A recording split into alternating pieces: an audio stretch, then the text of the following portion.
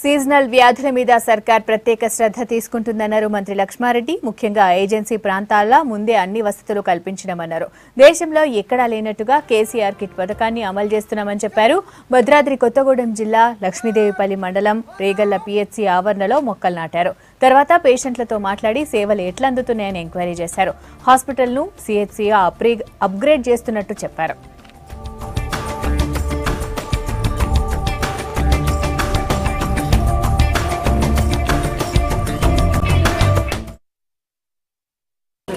కొత్తగూడెం జిల్లాలోని కొత్తగూడెం కాన్స్టిట్యున్సీలో ఉన్న ఆరోగ్య కేంద్రాలను పరిశీలించి హాస్పిటల్ పరిశీలించి వాటికి అవసరమైన ఇంప్రూవ్మెంట్ చేయడానికి రావడం జరిగింది.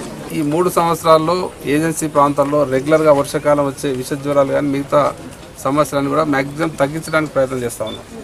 అడ్వాన్స్గా ఏప్రిల్ మే నెల నుంచే అడ్వాన్స్గా చర్యలు చేపట్టి మా డిపార్ట్మెంట్ మిగతా డిపార్ట్మెంట్ కోఆర్డినేట్ చేసుకొని ఈ డయేరీస్ అటువంటి రాకుండా చూడడానికి కానీ ఎన్నో చర్యలు చేపట్టడం జరుగుతుంది. కాబట్టి మన స్టేట్లో తెలంగాణలో ఫస్ట్ టైం ఈ నెలలో ఇంత తక్కువగా ఉండడం అనేది అరుదు. First time